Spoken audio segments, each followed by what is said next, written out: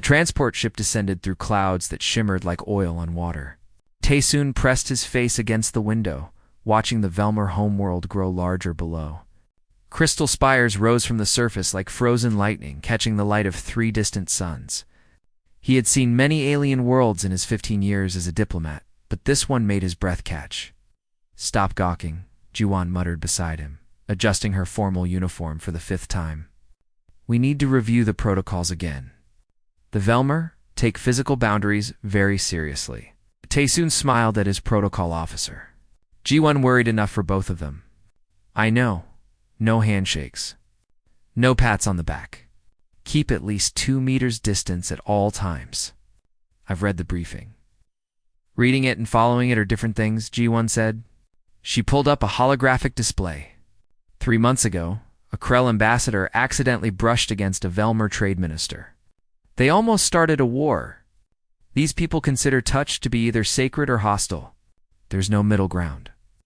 Ambassador Haeon walked down the aisle between the seats, his expression stern. He stopped at their row. "Taesoon, I'm putting you on this mission because you're good at reading people. But I need you to understand something.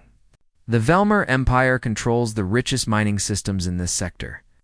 If we secure this trade agreement, Earth gets access to materials that will change everything. If we mess this up, we're set back 20 years. No pressure then," Taesoon said. Haeon didn't smile. The Queen doesn't like humans.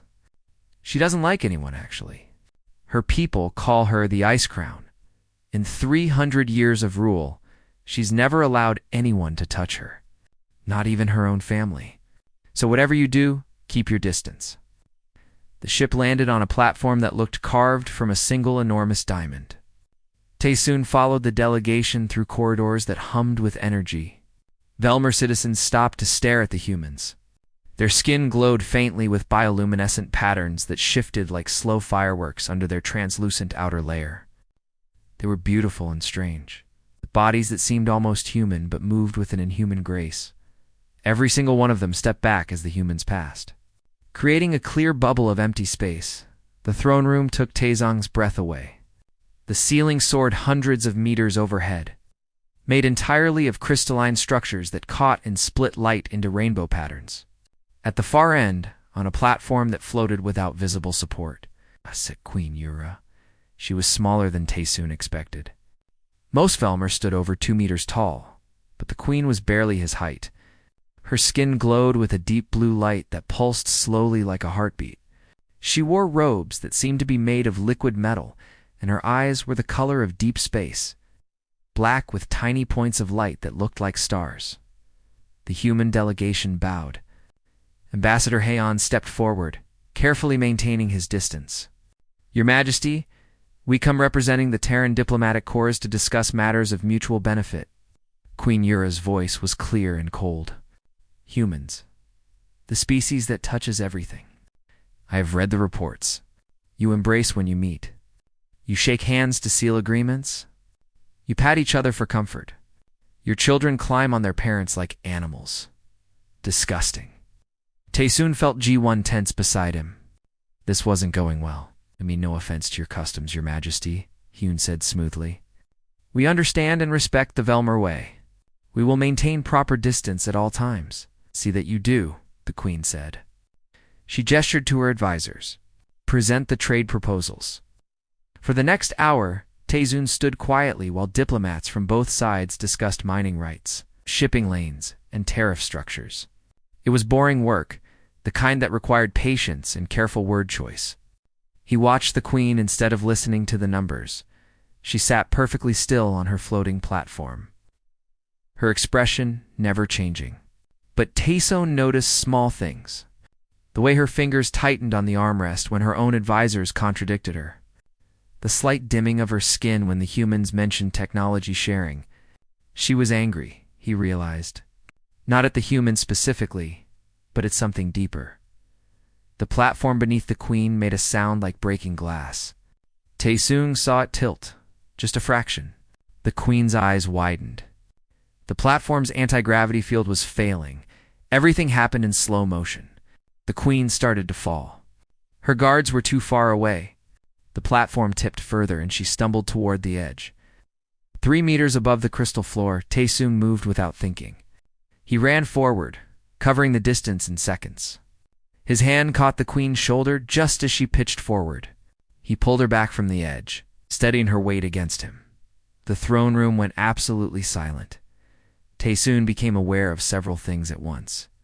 The queen's shoulder was warm under his hand, warmer than human skin. Her body had gone rigid. Every guard in the room had drawn a weapon, all pointed at him. Q1 was making a strangled sound of horror. Ambassador Hyun had gone pale. Slowly, very slowly, Taesung released the queen's shoulder and stepped back. He raised his hands. "I apologize, Your Majesty. You were falling. I reacted on instinct." Queen Yura stood frozen. Her skin was cycling through colors Taesung had never seen before. Purples, brilliant golds, colors that seemed to exist between normal colors.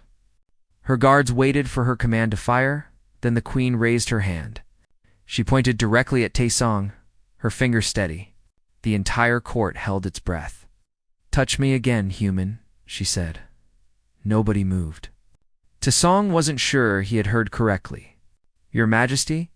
"You heard the queen's command," said a tall Velmer male in ornate armor, the guard captain. Her hand moved to her weapon. "Touch her again, or face execution for your assault." Taesung looked at Ji-won, who shook her head frantically. He looked at Haeyeon, who seemed unable to speak. He looked back at the queen, whose expression remained unreadable. "I don't understand," Taesung said carefully. Queen Yura's skin flashed bright red, just for a moment. "In 300 years, no one has touched me. I am the Ice Crown. I am untouchable. I am sacred." Her voice grew quieter. "I was falling, and you caught me. You did not hesitate. You did not calculate. You did not fear. You simply acted." She stepped closer to him, and the entire court gasped. "I give you a choice, human. Touch me again, as you did before, or refuse a royal command and die where you stand." Taesung's mind raced. This was a test. It had to be. But what was the right answer? He thought about the briefings, the warnings, the months of preparation. Then he thought about the simple truth: she had been falling, and he had helped her. That was all. He reached out slowly and placed his hand on her shoulder again. The same gentle grip he had used before. The queen's skin erupted in light.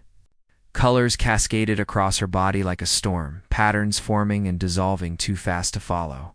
She closed her eyes. A sound escaped her lips, something between a gasp and a sob. "I can feel it," she whispered. "After all these years, I can feel something." She opened her eyes and looked at Taesung with an expression he couldn't read.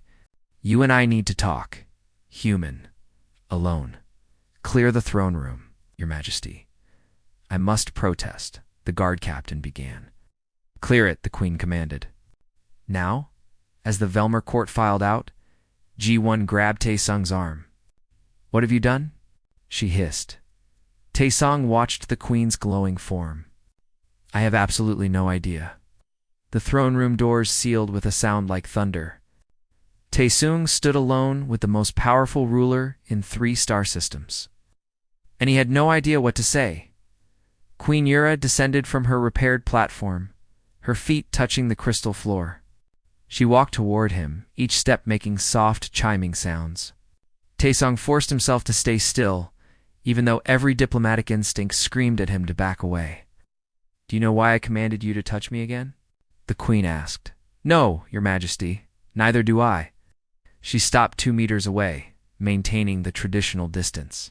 "For 300 years I have lived by our laws. No touch, no contact. I am the example my people follow.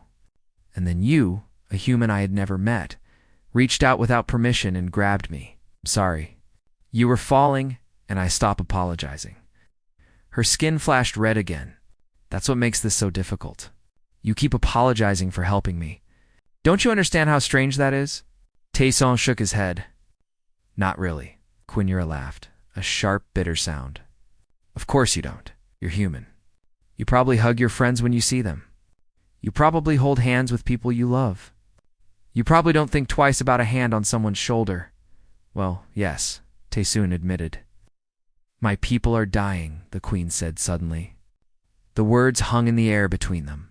Not quickly. Not from war or disease. We're dying slowly, over generations, and nobody knows why. Our birth rates fall every century. Our children are born with dimmer light. Our elders fade faster than they used to. We're disappearing, and all our science cannot explain it. She turned away from him, looking up at the crystalline ceiling. I have studied your species. Humans are weak by galactic standards. You have no natural weapons. Your bodies break easily. You live such short lives. And yet you conquer worlds. You build alliances. You thrive everywhere you go. I wanted to understand your secret. Not sure we have a secret, Taesong said. You do? Queen Yura's voice was soft.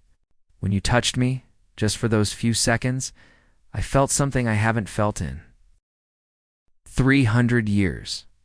Connection, warmth, the sense that I was not alone in the universe. It was like waking up after a very long sleep. She turned back to face him. I need you to teach me about touch, about human customs, about how your species uses physical contact to build bonds and comfort each other. And I need you to do it quietly, because if my court discovers what I'm planning, they will remove me from the throne. Taesung's mind spun. Your Majesty, I'm just a diplomat. I'm not a teacher or a scientist or... You're human, the queen interrupted. That's enough. Will you help me, or should I execute you for assault and be done with it? That's not much of a choice. No, she agreed. It isn't. Outside the throne room, chaos had erupted. Ambassador Hyun was arguing with Velmer officials. Gi-won was frantically sending messages back to Earth. The guard captain, a female Velmer named Myrae, blocked the throne room doors with her weapon drawn. The queen said she wanted privacy, Myrae said coldly. You will wait. That human touched her, a Velmer advisor said. His skin pulsed angry orange. He committed assault. He should be detained immediately. The queen gave him a command, Myrae replied. He obeyed. Or would you prefer he had refused a royal order? The advisor sputtered. Before he could respond, the throne room doors opened. Taeson walked out, looking dazed. The queen followed, her expression calm and unreadable. The trade negotiations will continue tomorrow, Queen Yura announced. The human called Taesoon will remain as my personal guest. He will have quarters in the palace. He will dine with me tonight. Anyone who objects may present their concerns to me directly. Nobody objected. The assembled Velmer knew better than to challenge the Ice Crown. Later that night, Taesong sat in a guest room that was larger than his entire apartment on Earth. Ji-won had smuggled herself in, ignoring the guards. Are you insane? She demanded. Do you have any idea what you've started? She wants to learn about humans, Taesung said. He was still processing the conversation, about how we interact. She thinks it might help her people. Help them how? By making them more like us? Taesoon, you can't just change an entire culture because you feel sorry for their queen. She asked for help. Gi-won paced the room. I've been doing research, deep research into Velmer history. There's almost nothing about their early civilization. It's like their records start 10,000 years ago and nothing exists before that. Every other species has ancient history, legends, myths. The Velmer have nothing.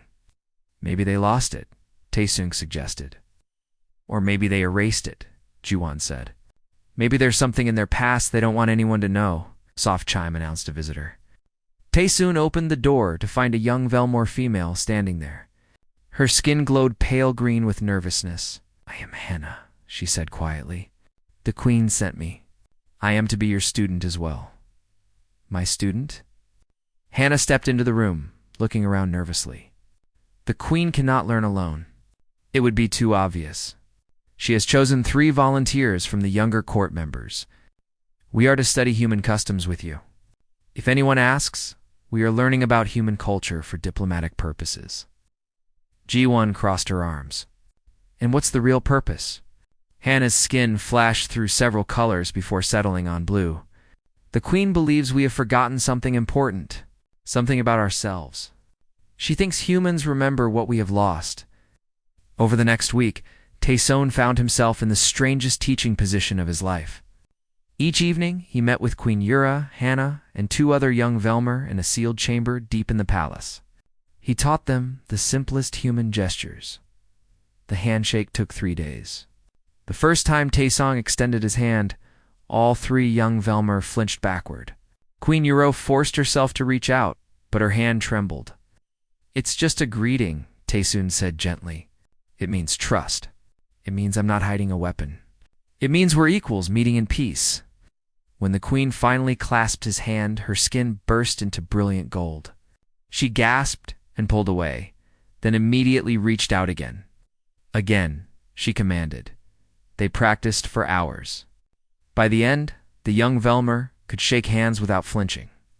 Queen Yura stood straighter than before, her skin glowing brighter than Taesung had ever seen. "Tomorrow," she said, "teach us about the gesture you did when you caught me." The hand on the shoulder.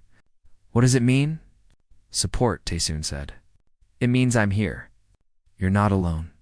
I've got you." The Queen's skin dimmed to a soft purple. "We had that once," she whispered. "I don't remember when, but I know we did." Outside the palace, not everyone was pleased. A high-ranking Velmer official named Daehyun watched the sealed chamber with growing anger. He had served the throne for 2 centuries, and he knew when something was wrong. The Queen was changing. Her skin glowed too bright. She smiled too much.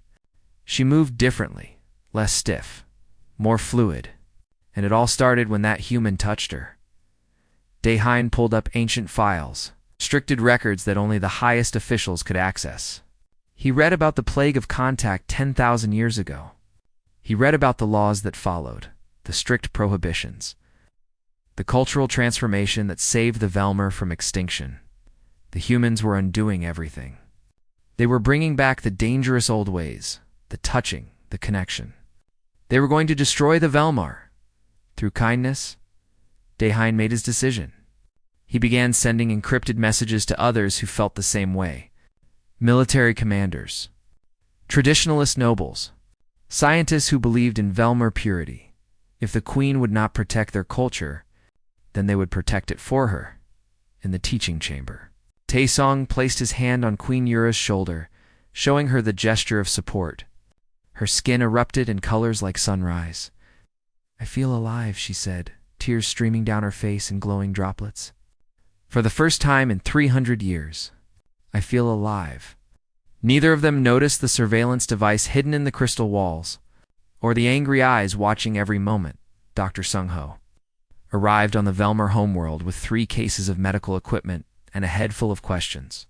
Ambassador Hyun had requested a xenobiologist after noticing the changes in Queen Yura. Someone needed to understand what was happening. Taesun met him at the landing platform. "I'm glad you're here. Things are getting complicated." "I heard you touched an alien queen and somehow didn't die," Sung-ho said, hefting his equipment. "That's pretty complicated already." They walked through the palace corridors. Sung-ho noticed immediately how the Velmer citizens reacted to them.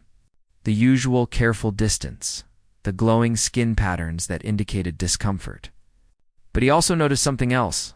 Several younger Velmer, who didn't step back quite as far, who met his eyes with curiosity instead of disgust. "How many are you teaching?" Sung-ho asked. "Started with 3. Now we're up to 12, Taesun admitted. Word spread. Young nobles who are tired of the isolation. They come to the secret sessions and learn human gestures. The Queen thinks if enough people see the benefits, the culture can change gradually. And what did the traditionalists think?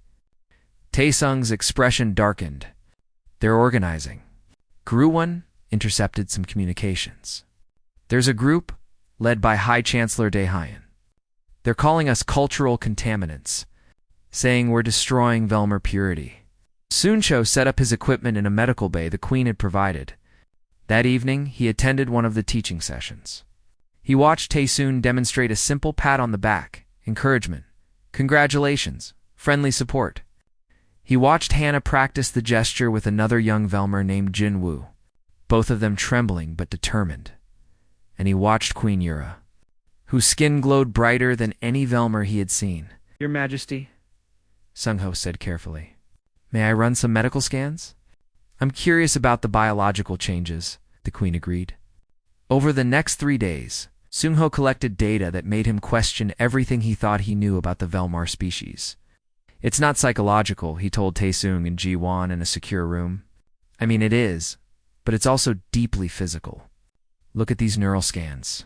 Projected holographic images of Velmer brain structures. This is a normal adult Velmer. See these pathways here?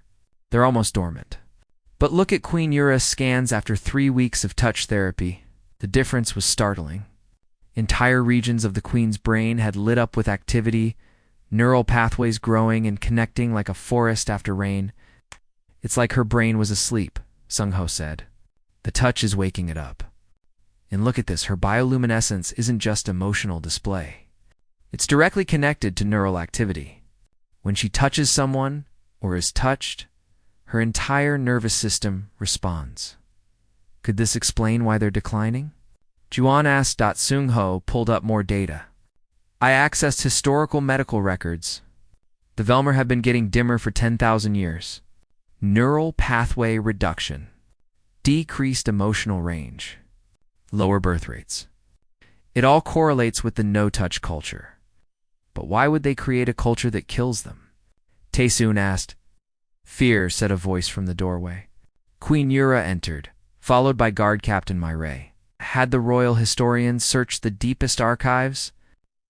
We found fragments, pieces of records from before the Plague of Contact." She gestured, and Myray activated a holographic display. Ancient Velmer appeared, their skin blazing with light. They touched, constantly greeting each other with embraces, holding hands while walking, children climbing on adults without fear.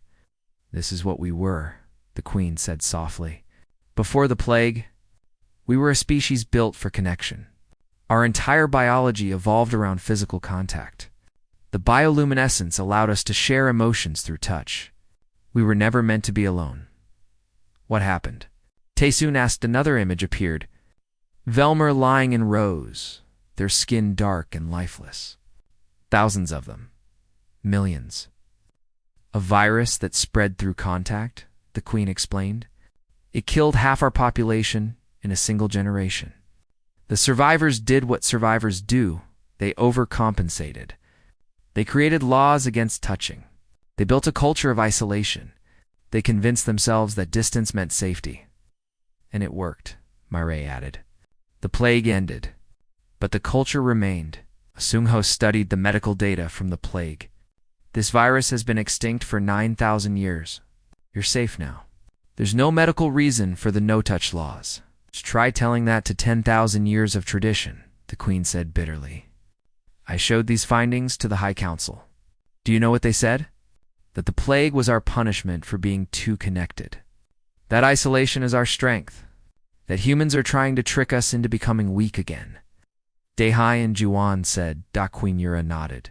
"He's convinced half the council that you're enemies. He's been editing footage from our teaching sessions, making it look like humans are forcing themselves on us. He's spreading it through the information networks." Sesong felt cold. "How bad is it?" "Bad enough that Ambassador Heian received a recall order from Earth," the Queen said. "Your government doesn't want to be accused of cultural assault. They're ordering the entire diplomatic mission home." "Can explain," Taesung started. "To whom?" "Earth politicians who care more about trade agreements than truth.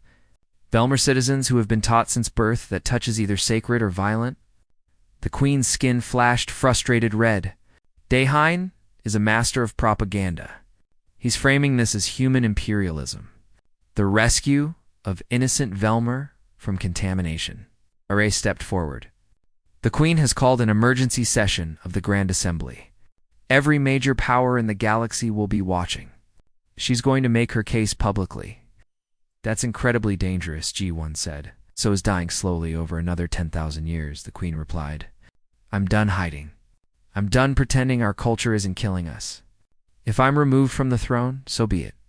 But at least I'll have tried to save my people." The next week was a blur of preparation. The Grand Assembly would be broadcast across every allied world. Billions would watch. The Queen had one chance to present her evidence and change 10 millennia of cultural programming. Daehyun prepared too. He gathered his evidence, his edited videos, his medical experts who would argue that the changes in the Queen were signs of contamination, not healing. He met with military commanders sympathetic to his cause. If words fail, he told them, we must be ready to act. On the night before the Grand Assembly, Taesoon found Queen Yura alone in the teaching chamber. She was practicing the gestures they had learned, moving through them like a dance. Are you afraid? He asked. Terrified, she admitted, but also hopeful. Look at this. She showed him recordings from across the Velmer worlds. Young people gathering in secret groups, practicing touch. Parents tentatively hugging their children for the first time. Couples who had never held hands, rediscovering each other. It's spreading, she said. Not just here, but everywhere. Hannah started teaching others who taught others. The knowledge is escaping containment.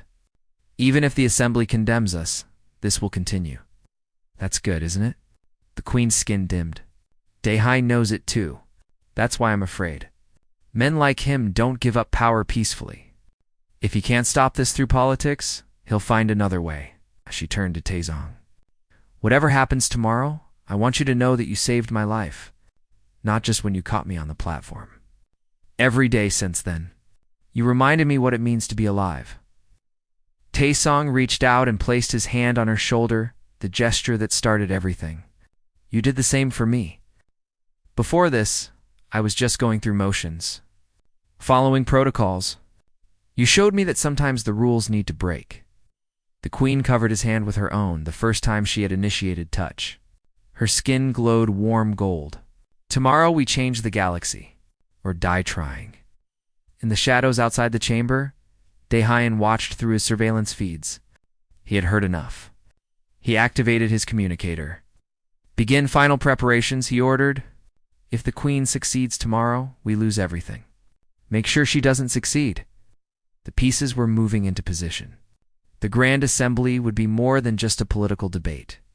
It would be a battlefield where the future of an entire species would be decided. The Grand Assembly Chamber could hold 50,000 beings. Today, every seat was filled. Velmer nobles in their formal robes, ambassadors from 100 different species, reporters from across the galaxy. All of them waited to witness either the transformation or destruction of the Ice Crown. Taesong stood with the human delegation in a side gallery. Ambassador Hyun looked sick. Ji-won kept checking her datapad, monitoring the broadcasts that were being sent to billions of viewers. Captain Bora, who commanded the human evacuation ship, stood ready to extract the delegation at the first sign of violence. Oh, this is going to be a disaster, Hyun muttered. Maybe, Taesong said. But it's her disaster to make. Queen Yura entered the chamber, and the crowd fell silent. She walked alone, without guards, without advisors. Just one figure in flowing robes crossing the massive floor. She climbed to the central platform, where speakers addressed the assembly. High Chancellor Daehyun stood at the opposition platform. His skin glowed angry orange, and his supporters filled the sections behind him. People of the Velmer Empire, the Queen began. Her voice was amplified across the chamber and across the galaxy. I stand before you today to confess a crime. I have broken our oldest law. I have allowed others to touch me. I have touched them in return. And I have done so willingly, repeatedly, and without regret. The chamber erupted in shocked murmurs. Daehyun smiled. She confesses her guilt, he announced. The law is clear. Physical contact outside of sacred bonding or formal combat is forbidden. The Queen has violated the very foundation of our culture. I violated a law that is killing us, Queen Yura shot back. Her skin flashed bright red and gar, without fear. High Chancellor, tell this assembly when the no-touch laws were created. 10,000 years ago, after the plague of contact, Daehyun said, to protect us from contamination, and tell them what we were before the plague. Daehyun hesitated. Irrelevant. The past is dead. The past is the only thing that can save us. The Queen gestured and holographic displays filled the chamber. Ancient Velmer, their skin blazing with light, touching and connecting without fear. This is what we were, a species built for physical connection. Our biology requires it. Our nervous systems evolved for it. We are bioluminescent because we were meant to share light, emotion, and life through touch. She showed medical data, the neural scans, the declining birth rates, the dimming of their species over 10 millennia. We are dying, not from disease, not from war, from loneliness, from isolation, from a cultural trauma that we've mistaken for identity, Lies Daehyun declared. Human propaganda designed to weaken us. Then explain this. Dr. Sung-ho stepped forward, his presence causing ripples of disgust through the traditional Velmer sections. But he ignored them and projected his research. I'm a xenobiologist. I study how species adapt and evolve. Your people aren't adapting to isolation. You're dying from it. These neural scans don't lie. Neither does 10,000 years of declining health metrics. Human scientist, bought and paid for, Daehyun sneered. Show the assembly what else your research found. Show them the footage from your secret sessions. The chamber's displays changed. Edited footage appeared, Tayson grabbing the queen. The young Velmer students, flinching from human touch. Scenes carefully cut to look like assault instead of teaching. Humans forcing themselves on our queen, Daehyun said. Corrupting our youth. Destroying our culture under the guise of help. The crowd's mood shifted. Angry shouts filled the chamber. Several ambassadors from other species began calling for human sanctions. Taesong watched Queen Yura's skin dim. She was losing them.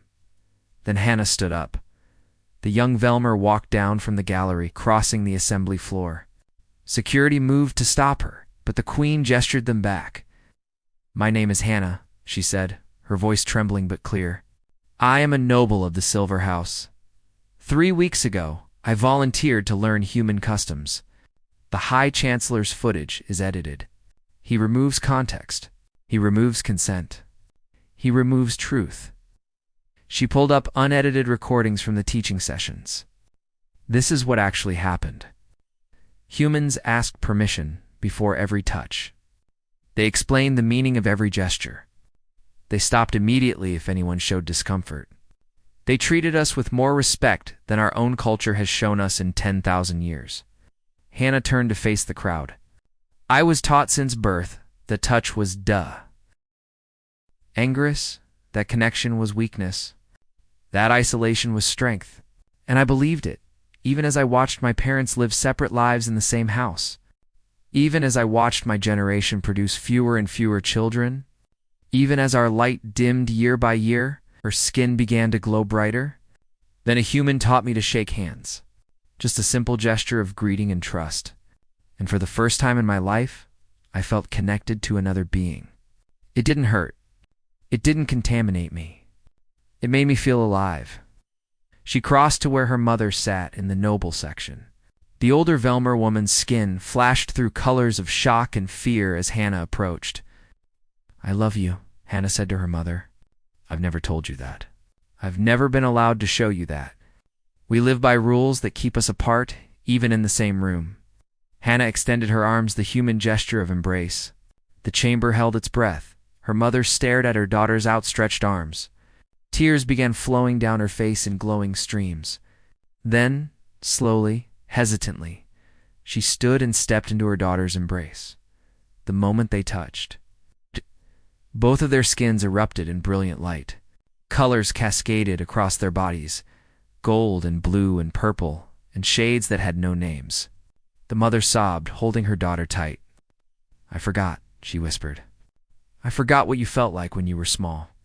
I forgot everything. Round the chamber, other young Velmer who had been attending the secret sessions stood up. They moved to their families. Parents, siblings, old friends. One by one they reached out. Stop this, Daehyun shouted. Guards, restore order. But the guards hesitated. Guard Captain Murray had removed her weapon. She was watching the spreading connections with tears in her own eyes. No, she said. I won't stop this. Daehyun's skin turned black with rage. Then I will. He pulled a hidden weapon from his robes, a blade forged from starship alloy, illegal in the assembly but deadly effective. He leaped from his platform, moving with shocking speed toward Queen Yura. Taesoon reacted on instinct. He jumped the gallery railing and hit the assembly floor running. He reached the queen just as Daehin's blade descended. Metal rang on metal. Captain Biora had thrown her ceremonial sword, and it intercepted Daehin's strike. The blade skittered across the floor, but Daehin wasn't finished. He grabbed the queen, one hand at her throat. "You've destroyed everything," he hissed. "Our purity, our strength, our identity." Taesoon moved between them, pushing the queen back. "Your identity was built on fear. You don't have to keep living that way. You don't understand," Daehin said, and for the first time, his voice broke. 300 years ago, I had a mate. She died from a contact disease. We had just started bonding. I never got to hold her properly. I never got to say goodbye. And I've lived with that pain every single day since." His skin flickered through dark colors, grief and rage and loss all mixed together. "I supported the laws because they kept others from feeling what I felt. But you're saying the laws were wrong? You're saying I suffered for nothing? That she died, and I mourned alone, and it was all meaningless." Xung saw the broken being behind the anger. Not meaningless. Tragic. There's a difference. You lost someone you loved, and that's real. But punishing yourself and everyone else won't bring her back. I don't know how to stop punishing myself, Daehin whispered. Taesoon did something that made the entire assembly gasp. He stepped forward and extended his hand to Daehin. "Then let someone help you carry it," he said. Daehin stared at the offered hand. Around them, the assembly had gone completely silent. Even the spreading embraces had stopped as everyone watched. "I don't deserve help," Daehin said. "Nobody deserves suffering," Taesung replied. "But everyone deserves a chance to heal." For a long moment, nothing happened. Then Daehin's trembling hand reached out and grasped Taesung's. The moment Daehin's hand touched Taesung's, the High Chancellor's entire body erupted in light. Not the angry orange or black of rage, but brilliant gold mixed with deep blue colors of grief finally being released. His skin blazed so bright that people in the front rows shielded their eyes. Daehin gasped and fell to his knees. His hand gripped Taesung's tighter, holding on like a drowning man who had just found something solid. Memories flooded through him, 300 years of locked-away pain. His mate's face. Her laughter. The way her skin glowed when she was happy. The feeling of her hand in his during their brief time together. The emptiness when she died. The decades of grief he had buried under rules and tradition and anger. "I forgot," he sobbed, his voice breaking. "I locked it all away because it hurt too much. I forgot her light. I forgot her warmth. I forgot what it felt like to be connected to anyone." Guard Captain Murray moved toward him. She knelt beside the weeping High Chancellor and placed her hand on his shoulder, gesture of support she had learned from watching the humans. "I remember her," Murray said softly. "She was kind. She would have wanted you to heal, not suffer." Daehin looked up at the guard captain, tears streaming down his face in glowing trails. "How do I heal from 300 years of pain?" "The same way we all do," Murray replied. "One touch at a time. One connection at a time. One day at a time." Around the Grand Assembly Chamber, the Velmer, who had been watching in shock, began to move. Centuries of isolation started to crack. Old friends reached across the aisles, separating them. Parents pulled their children close. Strangers extended hands to strangers, tentative and uncertain, but determined.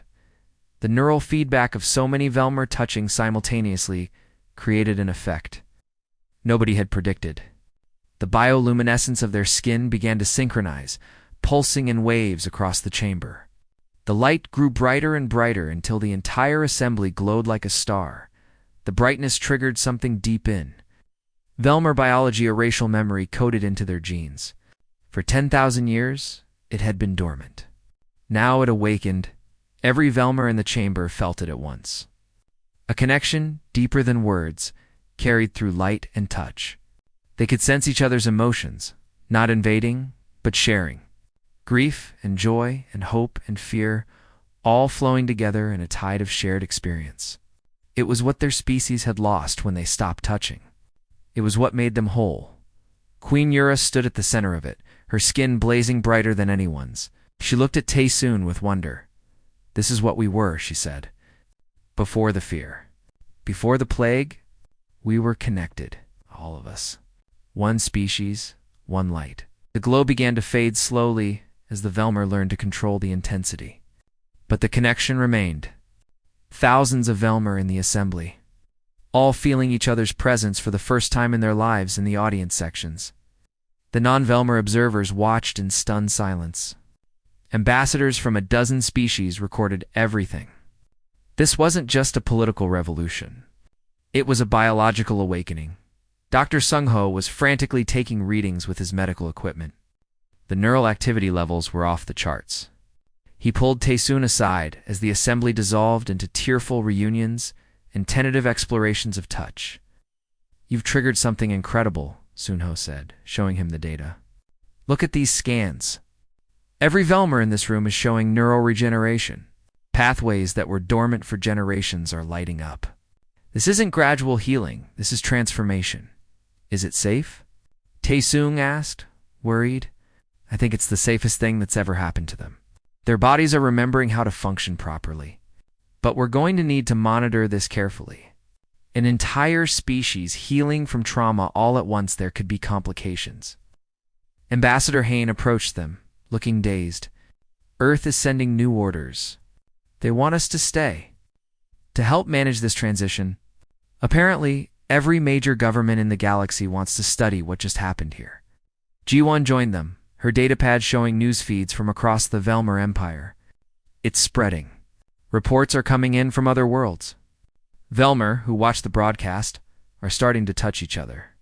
Hospitals are reporting neural activity spikes. Birth rates are projected to increase for the first time in recorded history. Queen Yura finished speaking with a group of emotional nobles and made her way to the human delegation. Daehyun walked beside her, his expression transformed from anger to something like peace. "High Chancellor Daehyun has agreed to help establish touch therapy centers across the Empire," the Queen announced. "He believes that if his pain can be healed, anyone's can.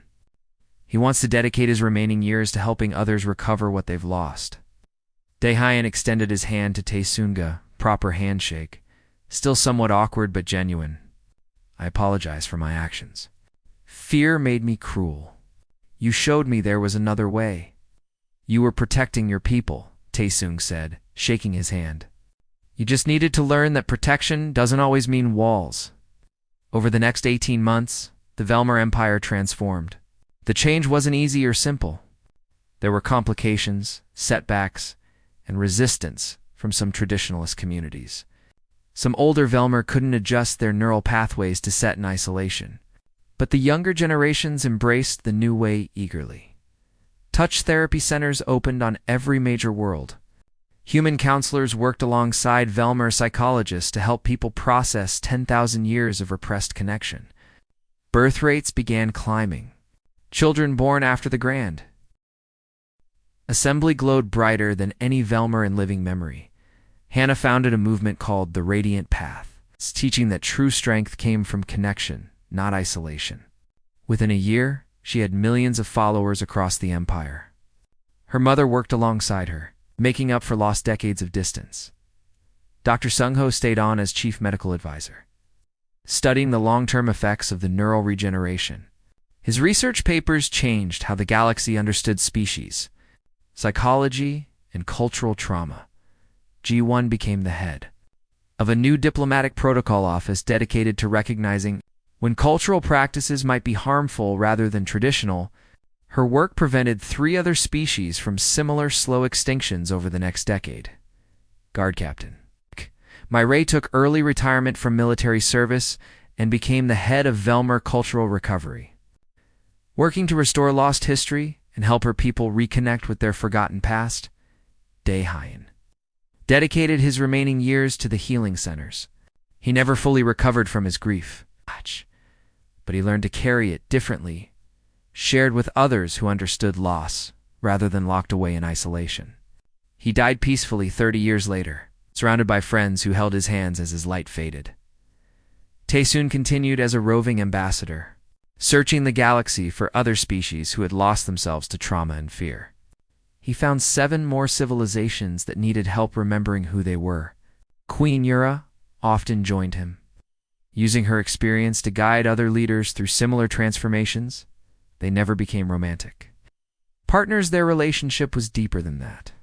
They were partners in revolution, friends who had changed the galaxy together, and proof that connection could bridge any divide. 75 years after the Grand Assembly, Taesoon visited the first joint human-Velmar colony world. He was old now, his hair white, his movements slower, but his eyes were still bright with curiosity. He stood in a garden where human and Velmar children played together. The Velmar children's skin glowed with patterns never seen before, neat combinations created by growing up with both casual touch and traditional Velmar connection rituals. The human children were learning to read the bioluminescent patterns, developing an intuitive understanding of Velmar emotion. A young Velmar girl, maybe 8 years old, ran up to him. "Are you Ambassador Taesoon, the one who touched the queen?" "I am," he said, smiling. She reached out and took his hand without hesitation. "Thank you for teaching us how to hold hands. My grandmother says, before you came, nobody ever hugged her. Now she hugs everyone." A human boy joined them, placing his hand on the Velmar girl's shoulder. "We're making up a new game. Want to play? It uses both human tag rules and Velmar light signals." Taesoon sat on a garden bench, watching the children run off together, their laughter mixing with pulses of colored light. Queen Yura settled beside him, her skin still glowing bright despite her age. "Do you think we did the right thing?" She asked the same question she had asked him 75 years ago. "I think," Taesoon said slowly, "that we gave people the freedom to choose. What they do with that freedom is up to them. But look at those children. They're creating something neither of our species could have made alone." "A new way," Queen Yura agreed. She took his hand, a gesture that was now comfortable and natural for both of them. "The galaxy is richer for the mixing. Other species are starting to question their own traditions, wondering what they might have forgotten or locked away." "Cultural evolution," Taesoon said. "We're all teaching each other how to be better versions of ourselves." They sat in comfortable silence, watching the binary stars set over the colony. The children's game continued as dusk fell, their bioluminescent skin lighting up the garden like living lanterns. Human and Velmar playing together, touching without fear. Connected without reservation, somewhere in the darkness between stars. Other isolated species looked at the transformed Velmar Empire and wondered if their own traditions might be prisons rather than protection. Wondered if they too had forgotten something essential. Wondered if they might dare to reach out and connect. The galaxy, after all, was built on connections. In humanity, emotional, tactile humanity had always been very good at making friends. They just needed to remind others that friendship was possible. Queen Yura squeezed Taesoon's hand gently. "Thank you," she said, "for catching me when I fell, for teaching me to reach out, for showing my people that touch can heal." "Thank you," Taesoon replied, "for being brave enough to ask, for risking everything to save your people, for teaching me that sometimes the greatest act of diplomacy is simply being human." As the last light faded from the sky, the children's laughter continued, mixing with pulses of joyful bioluminescence. Two species that had met in fear and uncertainty had created something beautiful together, a future where touch meant connection, where differences meant strength, where reaching out to another being was the most natural thing in the universe. The ice crown had melted, the Velmar Empire had awakened, and the galaxy was forever changed by a simple act of kindness, one human reaching out to catch a falling queen, touching her shoulder and showing her that she was never meant to be alone.